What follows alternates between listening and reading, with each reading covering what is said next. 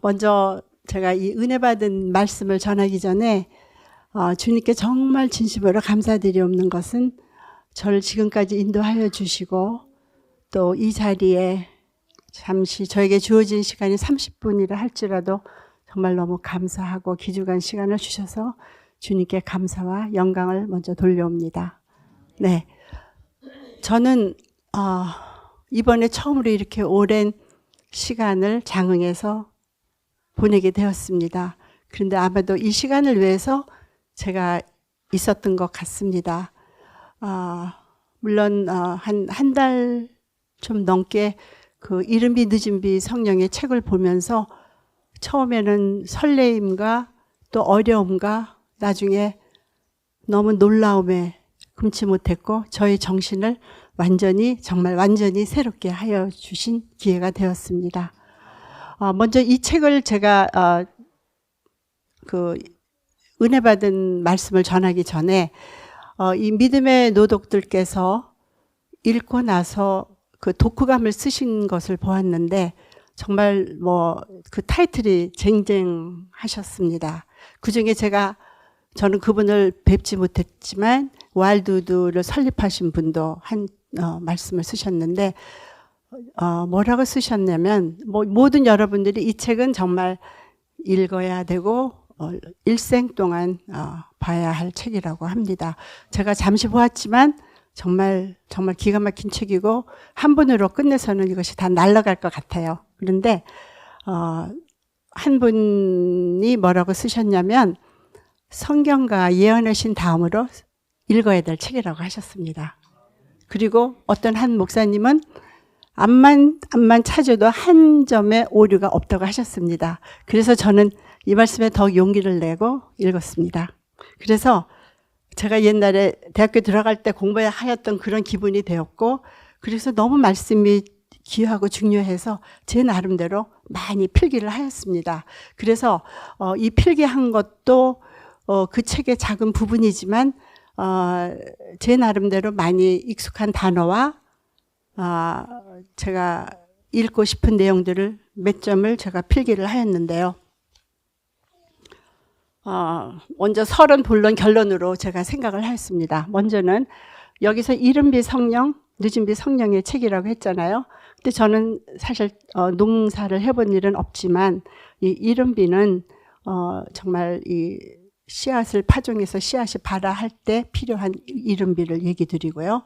늦은비는 이 추수 때까지 필요한 그 늦은 그 비가 내리는 것을 얘기를 합니다. 그리고 이것을 영적 단계로 표현을 할 때에 그 영적의 성장을 한 단계 한 단계씩 올라가는 것을 얘기를 하고 있습니다. 그러면 이른비란 것은 무엇일까요?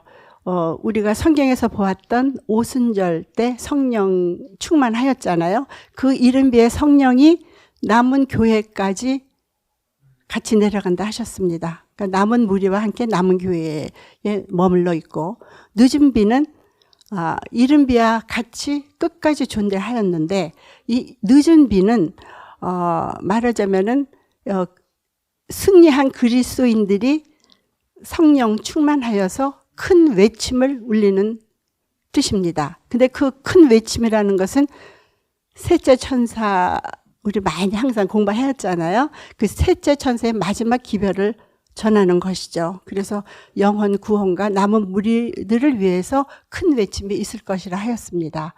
그런데 이 시기적으로 볼 때 저는 밤낮 혼동이 됐고, 밤낮 그 소리를 들어도 누가 물어보면 제가 그 한 단어를 정의를 하지 못했는데 이번에 제가 확실히 알게 되었어요.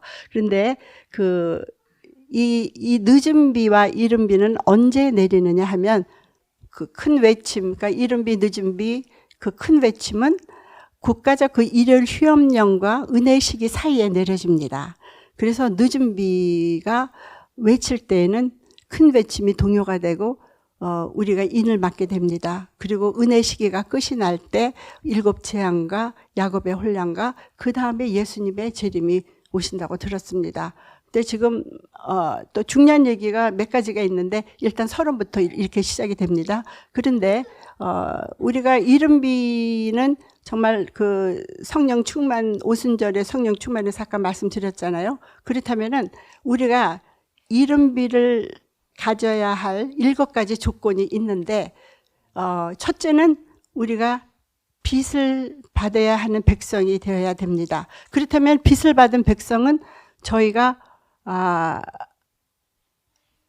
이 교회 앞에 써 있는 것처럼 하나님의 계명과 예수의 믿음을 지키는 자가 남은 불이라고 생각하고 빚을 가진 백성이라고 생각합니다. 그러니까 우리는 굉장히 자부심이 있어요. 그래서 처음부터 굉장히 좀 안심을 하고 들어갔는데요. 그 다음에는 승리하는 백성이 되어야 합니다. 이른비를 받으려면. 그러면 우리는 지금 이 단계로 나간다면은 정말 죄에서 승리하고 사단으로부터 사단을 박멸하고 이 뜻을 가질 수 있다고 생각합니다.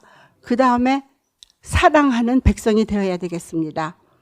사랑은 너무나 포괄적인 뜻이기 때문에 한마디로 말씀드리기는 어렵지만 사랑은 정말 교회 안에서부터 서로 미워하는 감정부터 없애야 되겠고, 그리고 정말 잃어버린 영혼을 위해서 우리가 찾아가서 사랑을 베풀어야 된다고 생각합니다. 그 다음에 기도입니다. 기도는 정말 어떤 타인이 죄를 짓고 정말 마음에 들지 않았을 때 그 사람들을 위해서 기도해야 된다고 얘기하고 계십니다. 다니엘도 그랬다고 합니다. 그러니까 타인이 죄를 지었을 때 그들을 위해서 우리는 기도해야 되겠습니다. 그리고 절제입니다. 절제는 우리의 생활을 총망라하는 것입니다. 제가 절제라는 단어를 뉴스타트에서 알았는데, 뉴스타트에서는 이제 뭐 기본적인 술과 뭐 담배, 육류 피하는 거지만 우리는 이제 그 한 단계를 뛰어넘어서 시간의 절제, 음식의 절제, 우리 말하는 것 절제, 모든 것을 총망라하는 것이라 생각합니다. 그리고 그 다음에 안식일 준수에 있어서 이 말씀을 보고 제가 정말 완전히 깨졌습니다. 저는 1986년에 침례를 받고 지금까지 안식일을 지켰지만, 저는 성경 말씀대로 성전 뜰만 밟는 그런 교인이었고, 그렇게 중요해서 지켜야 된다 하지만 그 마음에서 그런 큰 외침이 없었는데, 제가 이 말씀을 보면서 정말 회개하였습니다. 제가 이 안식일의 기별에 대해서 좀 적었는데요. 우리 모두 같이 귀를 기울이고 같이 들어주시기 바라겠습니다. 참된 안식일 준수. 우리가 하나님의 거룩한 안식일에 대해서 청지기 직분을 다했는지 생각해 보아라. 안식일을 사랑하며 고대하였는가? 그날에 우리의 창조주이시자 구세주와 친밀한 관계를 맺었는가? 그분의 특별한 아름다운 날에 하나님 안에서 즐거워했는가? 아니면 그 거룩한 날에 우리의 길을 행하고 우리 자신의 쾌락을 찾고 사사로운 말들을 하지 않았는가? 이 말씀은 이사야 58장 13절 14절의 말씀입니다. 안식일 준수는 우리의 창조주여 구세주이신 그리스도와 개인적으로 감사하며 친밀한 사랑의 교제를 갖는 것이다. 안식일은 하나님의 형상으로 창조함을 받고 또한 그분의 형상으로 재창조받음을 나타내기 때문이다. 안식일을 범하는 것에 있어서는 안식일을 범하면 마음속에 계신 그리스도의 영과 그분의 임재와 하나님과의 하나됨을 잃어버리게 된다. 참 안식일 준수는 완전한 헌신으로 말씀드리며 하나님과의 개인적인 교제이며 창조주께 대한 완전한 헌신이고 그분께 모든 것을 의탁하는 것이며 그분의 사업에 전적으로 헌신하는 것이다. 그분의 창조와 구속 사업에 전적으로 참여하는 것이다. 조금 더 읽겠습니다. 하나님의 위대하고도 영원한 기념물. 참 안식일은 참 하나님을 발견하게 되며 경배하고 지구 역사상 우리를 위한 두 가지 사업인 그분의 창조와 구속을 기념합니다. 하나님의 피조물인 우리가 그분의 사랑, 창조, 구속에 대한 감사와 헌신, 그리고 우리의 사랑은 표현할 수 없는 방법을 제공하십니다. 안식일을 통해서 하나님께서는 우리를 끊임없이 그분께 가까이 있게 하시며 처음과 마지막이 되시는 그리스도께 더욱 가까이 이끄신다. 안식일은 참 종교와 하나님의 참 백성을 구별하십니다. 안식일은 하나님의 자녀의 충성을 시험하는 마지막 시금석이며 창조와 구속의 표이며 또한 인이다. 우리가 진정으로 안식일을 거룩하게 지킬 때 우리 안에서 창조와 구속 사업이 일어나 새로운 피조물이 된다. 그리고 자아는 끝까지 포기하기 위하여 참된 또한 금식이 필요하고요. 회개하는 안식일이 되어야 합니다. 이기심 없는 봉사를 해야 합니다.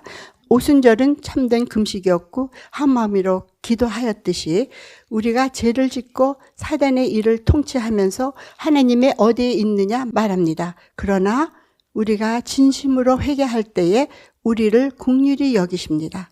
열처녀의 미련한 처녀들은 하나님께 온전히 바치지 않아 포도원 여우같이 망했습니다. 네. 그래서 제가 이제 요 말씀을 또 드리고 싶었고요. 이제 이 이른비 늦은비 성령의 책은 무궁무진하게 좋은 영적인 기별이 많이 있는데요. 저는 여기서 그리스도의 사명의 목적과 예언하시는 7가지 사실을 명백히 알려주었고요. 그리고 성령을 받아들여서 되는 상태와 셋째 천세의 기별의 목적을 제가 메모를 했는데 그것도 잠깐 읽고 같이 은혜 받으시기를 부탁드립니다. 네, 그리스도 사명의 목적. 그리스도께서는 완전한 회복과 사람들에게 건강, 평안, 완전한 품성을 주시고자 오셨습니다. 그리스도께서는 하나님의 형상을 재창조하기 위하여 오셨습니다. 하늘로부터 능력을 받음으로써 흠없는 생애를 살 수 있다는 것을 보여주시기 위하여 이 세상에 오셨습니다. 인류에게 영어를 부패케 하는 자연적 경향을 완전히 지배할 수 있게 해주고자 이 세상에 오셔서 하나님의 율법대로 생애를 하셨습니다. 그 다음에 예언하시는 7가지 사실을 명백히 알려주었습니다. 그래서 여기 또 제가 정의를 하였는데요. 예수님은 죄 없는 생애를 사셨고 예수님은 우리에게 제공되지 않은 도움을 받지 않으셨습니다. 그분께서는 죄를 이기기 위하여 그분의 신성한 능력을 사용치 않으셨습니다. 그분께서는 우리가 죄를 이길 수 있는 같은 방법으로 죄를 이기셨습니다. 사탄은 단 하나의 인간의 죄도 짓지 않은 것을 기대하는 것은 너무 지나치다고 주장했습니다. 사탄은 우리가 율법을 지킬 수 없다고 얘기하였고 모든 일들이 가끔은 죄를 질 수밖에 없다고 주장하였지만 우리는 죄에서 이길 수 있다고 얘기하였습니다. 그리스도께서는 신성과 연합이 죄 없다 생애를 살 수 있다는 것을 자세히 자신의 생활로 보여주심으로써 자신의 큰 거짓을 공부하기 위해 이 땅에 오셨습니다. 우리도 그분처럼 죄 없이 살 수 있다는 것을 우리에게 확실히 보증이 되어 주셨습니다. 그 다음에 성령을 받아들이면 우리의 죄가 용서를 받는다는 타이틀입니다. 첫 번째, 그리스도의 속성으로 물들여지고요. 저희가 성령을 또 받으면 그리스도의 품성을 인간의 마음에 심어주시고요. 완전한 순종을 주신다고 하셨습니다. 하나님의 사물들을 취하여 그 영혼에게 인치실 것입니다. 우리를 그리스도와 같은 형상으로 변화시키고 우리 안에서 그리스도와 같은 품성을 재현시키십니다. 우리에게 영적인 능력을 부여하여 주시고 사람들 속에서 하나님의 속성을 개발시켜 주십니다. 우리를 죄에서 분리시키시고 죄로부터 지켜주십니다. 우리를 정복당할 수 없는 자로 만드십니다. 그래서 세상에서 하나님의 백성을 통하여 하나님께서 영광을 받으시는 것이 그분의 뜻이라고 말씀하셨습니다. 또 하나님께서 우리에게 바라는 것은 우리가 예수님과 하나님처럼 변화되는 품성같이 변하는 것을 두 분께서 말씀하셨고요. 그리고 셋째 천세의 기별의 목적 한 번 더 말씀드립니다. 셋째 천세의 기별의 목적은 사단을 멸하고 하나님을 옹호하며 하나님께서 죄를 대적하여 우주가 안전한 곳에 되도록 하나님을 안전케 하는 것입니다. 그래서 셋째 천사의 기별의 목적은 복음을 위하고 구원의 계획, 구속의 경륜, 성육신, 그리스도의 사명, 그리고 예수님의 희생, 은혜, 생애, 그리스도의 교육, 성령 대쟁투입니다. 이것들의 목적은 이 생애 동안 창조받았을 때와 같은 당시의 완전함으로 인간을 회복시키는 것이라고 말씀하셨습니다. 너무 무궁무진한 좋은 말씀들이 있어서 다 말씀을 못 드리고요. 그리고 제가 이제 이 말씀을 보면서 우리가 성경에서 예언의 신에서 또 우리 말씀을 들을 때 칭의에 대해서 많이 말씀을 듣고 성화에 대해서 많은 말씀을 듣고 완전한 의, 셋째 천사의 기별, 믿음으로 말미암느니 여러 가지 단어들이 있잖아요. 그런데 이 단어들이 우리 마음에 접하고 이 단어들이 우리에게 정말 응해지는 것은 제 나름대로 정의를 해보았는데요. 우리는 먼저 회개하여야 됩니다. 어저께 요한 형제님께서 그 회개에 대해서 말씀하셨을 때 저하고 똑같은 뜻이 준비하려고 했을 때 너무 기뻤고요. 그런데 회개는 우리가 진정으로 마음을 다해서 회개를 해야 되는데 우리가 마음을 온전히 바치지 않으면 하나님께서는 받아주시지 않는다고 하셨습니다. 네, 그래서 그 점 굉장히 제가 정신을 차렸고요. 그 다음에 제가 또 원장님하고 공부한 중에서 참 제 마음을 정신을 깨웠던 것은 우리가 이제 영생을 위해서 이 환난을 위해서 만약에 집을 팔고 땅을 팔고 모든 것을 다 버리고 들어온다 하더라도 우리가 죄를 버리지 않으면 다 도루묵이라고 합니다. 네, 그래서 우리는 정말 먼저 회개가 필요합니다. 그러면은 우리가 기도할 때 죄와 허물에 대해서 제가 기도를 그 전에 했었거든요. 그랬는데 이렇게 큰 정말 진지한 회개를 저는 하지 않았습니다. 전 부끄럽지 않습니다. 저의 솔직함을 얘기 드릴 수 있는 기회가 돼서 너무 감사하고요. 그래서 그러한 단어들의 정의는 뭐냐면 먼저 회개해서 우리가 제사함을 받고 그 다음에는 온전한 헌신이 필요합니다. 헌신해야 됩니다. 그 다음에 우리가 자아 굴복입니다. 우리의 이기심이 땅바닥까지 내려야 되는데 예수님도 그러한 모욕을 받으실 때도 한마디 대꾸 안 하시고 참으셨듯이 우리의 자존심이 뭐가 그렇게 중요할까요? 영생에 비교한다면 우리 자존심은 정말 아무것도 아니죠. 우리의 자존심을 버려야 됩니다. 그리고 온전한 순종이 필요합니다. 그래서 이러한 네 가지가 우리가 기도할 때에 성령님께서는 이 네 가지의 품성을 이룰 수 있도록 도와주신다고 하셨습니다. 너무 감사합니다. 그래서 제 나름대로 결론을 짓자면 이 모든 것의 거의 중요성은 두 가지로 나눠지는데요. 하나님의 십계명과 안식일을 구별하여 진심으로 지키는 것, 이 두 가지가 결이고 정의입니다. 하나님의 십계명과 예수의 믿음을 지키고 우리 남은 백성으로서 남은 세대의 남은 무리로서 정말 안식일 준수가 굉장히 중요하고 그전에는 제가 준비 참배를 항상 많이 했지만 처음에 나오시는 분들이 참 행복한 안식일이다 그러면 저는 그것이 조금 위선같이 보였습니다. 솔직한 고백입니다. 뭐가 이렇게 행복할까? 그냥 중요하다고 나와서 앉아있는데 뭐 이렇게 행복하지? 괜히 가짜 웃는 것 같기도 하고 그랬는데 오늘은 제가 정말 울고 싶을 정도로 행복합니다. 그래서 정말 하나님께서는 어떤 사람들이 왜 더디 오시는가 뭐 그런 성경절을 제가 잠깐 기억이 나는데 하나님께서는 우리가 아무도 멸망치 않고 회개하여 구원에 이르기를 원하시기 때문에 이 부족하고 이 행편없는 저까지 이 말씀을 읽게 하여 주셔서 이 자리에서 이러한 간증을 할 수 있어서 너무 감사합니다.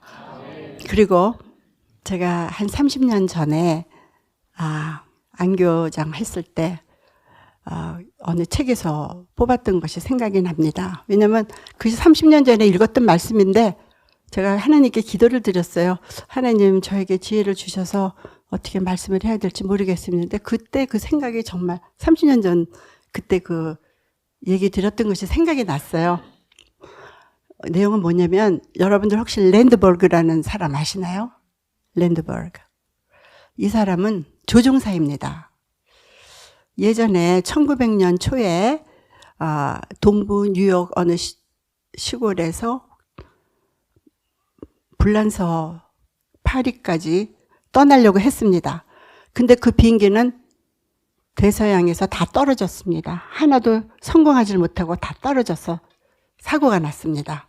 그런데 이 랜드버그라는 사람이 조사를 하였어요. 왜 이 비행기가 떨어져야만 될까? 원인은 휘발유가 없었던 것입니다. 휘발유를 충분히 싣지 못했기 때문에 가다가 떨어졌습니다. 그래서 이 랜드버그는 그 단발 비행기죠. 그때는 큰 비행기가 아니니까 그 단발 비행기 안에 그 휘발유만 많이 실을 수 있는 방법을 연구한 끝에 그 안에 있는 모든 것을 다 없앴습니다. 휘발유 외에는 자기가 입고 있는 비행옷, 비행부스, 그게 사실 뭐가 필요합니까? 아무 소용이 없는 거잖아요. 그런 것도 다 치우고, 라디오도 치우고, 모든 것을 조금의 한 톨에 휘발유를 시키기 위해서 그렇게 노력을 하였습니다. 근데 제가 또 기억나는 것이 어떤 사람이 편지 한 장을 갖고 가면은 1,000불을 주겠다고 그때 하였습니다. 1,000불이면은 어느 정도 가치가 지금 있는지 모르겠지만 대단한 숫자이겠죠. 그것도 거절을 하였습니다. 휘발유를 더 싣기 위해서. 그래서 이 사람은 성공을 하여가지고 불란서에 도착을 하였습니다. 그래서 이 교훈은 무엇을 의미하느냐면 우리의 영생을 위해서 불필요한 것은 다 버려야 됩니다. 예쁜 쓰레기, 이제는 예쁜 쓰레기 같이 보이는 게 점점 저 눈에 심해지는데요. 그 좋은 장식품, 골동품, 좋은 집, 좋은 유명 옷품, 이런 것은 정말 거의 다가 아니라 완전 예쁜 쓰레기입니다. 우리 영생을 준비하기 위해서는 이런 랜드버그 같은 그런 마음의 자세가 필요하다고 생각이 됩니다.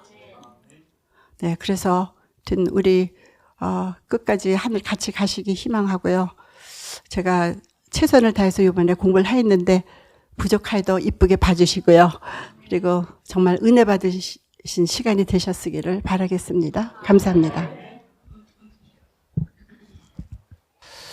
91년 12월 마지막 날 텍사스 한인교회 장로님께서 우리 박영재 이번 한 해 마지막 기도 헌신의 밤인데 같이 가달라는 요청을 받고 참 잘 됐습니다. 장로님, 외로운 유학생활 마지막 한 해 마지막 마무리의 시간 동안에 기도 헌신의 시간이 제가 너무나 참 호감이 있는지라 장로님 너무 좋은 일입니다. 같이 가겠습니다. 그런데 장로님, 누가 오늘 강의를 하시나요? 박영재 자네가 해야 해. 충격이었습니다. 예? 정말 저는 못합니다. 정말 할 수가 없습니다. 신신당부를 했는데 해야 한대요. 그 항할 수 없는 요청 앞에 순복을 하고 금식을 하면서 준비를 했는데요. 한 30명이 모였습니다. 밤 7시 시작하는 기도가 맞춰지는데도 불구하고 뭘 하지 내가? 뭘 강의하지? 도무지 생각이 나지 않는데요. 마치는 기도가 끝나고 무릎을 꿇자마자 제가 밤 7시부터 새벽 2시까지 쉬지 않고 7시간을 강의를 했습니다. 그 책이 이른 비 늦은 비의 책이었습니다. 30명이 다 울었죠. 한 장로님께서 제 옆에 계신 목사님께 이렇게 요청을 했습니다. 목사님도 혹시 죄를 잡을 것이 없으십니까? 요청하자 기억입니다. 목사님이 무릎을 꿇으시고 입을 여셨어요. 내가 아무개 장로님 당신을 미워했습니다. 죄를 고백합니다. 라고 무릎을 꿇고 마지막 고백을 드린 다음 30명이 다 함께 울었던 기억이 납니다. 이 책을 제가 한 30년간 보관하다가 번역을 했죠. 우리 청년들이. 저도 부족하지만 감수를 했고, 이 책이 2000부가 찍혔나요? 예, 이제 거의 다 나갔습니다. 그래서 너무 감사한 게 최근에 이 책을 통하여 뜨거운 부흥의 경험에 하는 열매들을 바라보게 되어지면서 정말 감동과 또 하나님의 찬양을 드리게 되었고 보람을 얻게 되었습니다. 차제에 또 한 번의 헌신을 통하여 3000부를 다시 찍을 생각입니다. 여러분 이 일에 기대해 주시고요. 또 책을 찍어서 정말 귀한 책자를 통하여 주의 재림을 준비하는 거룩한 부흥이 곳곳 일어나기를 간절히 바라면서 기도로 여러분 후원해 주기를 간절히 바랍니다. 예, 다시 한번 감사를 드립니다. 퀴즈를 하나 드리고 인사를 하면 좋겠습니다. 오순절 내리는 비가 어떤 비였습니까? 크게 답변하십시오. 이름이 늦은 비란 말의 표현의 의미가 무엇이죠?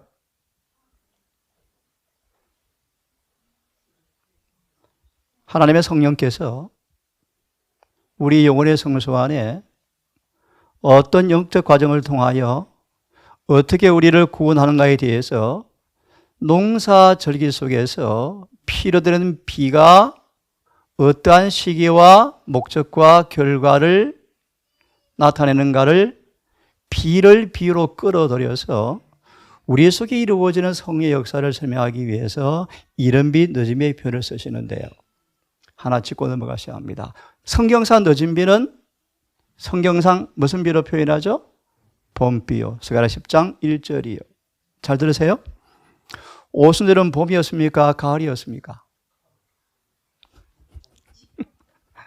오순절은 봄이었습니까? 가을이었습니까? 봄이었죠. 그런데 왜 이른 비라 그러죠? 사실은 늦은 비였습니다. 이른 비는 9월에서 10월에 내리는 가을비가 이른 비였고 오순절의 절기는 늦은 비였습니다. 그래서 이걸 나중에 기회되면 더 수정해 드리기로 하고 그러면 본론을 말씀드리죠. 왜 사도행적에 오순절을 이른 비의 시작이라고 그랬는가 앞에 단어를 빠뜨리셨어요. 유대 교회가 끝이 나고 교회의 시대가 되어지면서 일곱 교회의 시대가 이제 펼쳐지면서 일곱 교회의 시대에 새로운 초대교회를 창시하고 만드시고 초대교회가 탄생한다는 차원에서 이른 비라고 비유적으로 말한 것이지 사실은 오순절 다락방의 제자들의 받은 경험을 보시면 늦음이 받은 모습과 똑같은 모습이에요. 예를 들어 볼까요? 오순절을 보시면요, 그들의 마음과 품성과 목적에 있어서 주님과 같이 되어버렸다. 늦은 비의 모습이에요. 다만 차이가 있습니다. 그런 늦은 비를 받았지만 아직 주님께서 하늘의 성소에 봉사하시는 동안이요, 첫째 칸에 봉사하는 동안이요. 우리가 받는 늦은 비는 차원이 좀 달라요. 어떻게 다른가? 하늘에 실제로 성소가 정결해지고 죄가 도말되어지면서 받는 경험의 차원에서 조금 차이는 납니다. 다음 기회 되어지면 제가 말씀을 드리기로 하고요. 제가 마음속에 지금 어떤 확신이 서냐 하면 3일이 벌써 시작이 되었는데 조만간 공부할 것입니다. 이른 비 늦음에 대한 부흥 집회를 한번 해야 되겠다 생각이 들어집니다. 그래서 그 책을 중심으로 또 여러 많은 책들을 중심으로 요약해서 이른 비 늦은 비에 관한 기회를 가지고 한번 부흥의 집회를 할 생각을 하고 있습니다. 기대해 주시면서요. 꼭 오셔야 할 분들이 오셔서 근본 기회 이 책을 통하여 다시 한번 부흥과 계획을 일어나는 기회가 되기를 간절히 바라겠습니다. 거룩하신 아버지, 우리 마음밭이 진리의 보습을 통하여 철저하게 기경되어져서 돌과 가시와 진리가 뽑혀 나오고 살같이 부드러운 마음 되게 하셔서 진리의 말씀의 씨앗이 올바른 조건에 심겨지는 이른 비의 경험을 통하여 아무도 막을 수 없는 새 생명의 경험이 탄생되게 하시고 날마다 주어지는 이른비 은혜를 통하여 지옥의 권세가 막을 수 없는 승화의 경험이 날마다 이루어지게 하셔서 마침내 흙물과 죄가 영원히 끝나버리고 종식당하고 주님의 의의 품성이 영원히 머무른 그 놀라운 하나님의 비밀이 이루어지는 성소가 되게 하셔서 이름의 복된 경험을 통하여 인침받게 하시고 성천을 준비하는 기별이 일이 완수될 수 있도록 은혜를 베풀어 주심을 감사합니다. 특별히 장하나 집사님, 그의 간정처럼 오래 참으신 아버지 감사합니다.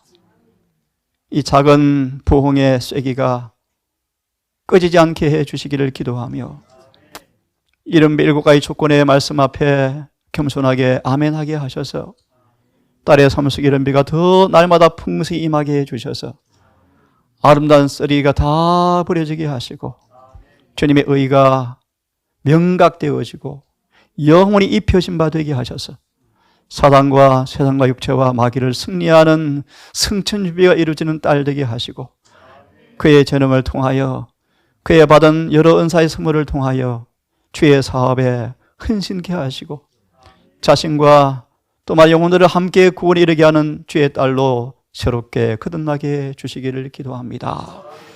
함께 이곳을 방문한 귀한 손들이 있습니다. 일일이 이들을 기억하시고 계시록 3장 4절 5절처럼 이 놀라운 복을 받기를 원하옵는 것은 흰 옷을 입고 지키며 주와 함께 걷는 자가 되게 하셨다가 하늘 생명책 이름이 흐리지 않고 기록되게 하셨다가 아버지 천사 앞에 인정받는 승리한 백성 될 수 있도록 이들의 삶을 끝까지 인도해 주시옵소서. 이제 아버지 말씀을 상고하겠사오니 가파마다 진리의 교사께서 오셔서 우리를 진리의 힘으로 인도하셔서 은혜가 충만한 시간 되게 도우시기를 예수님 이름으로 기도드리옵나이다.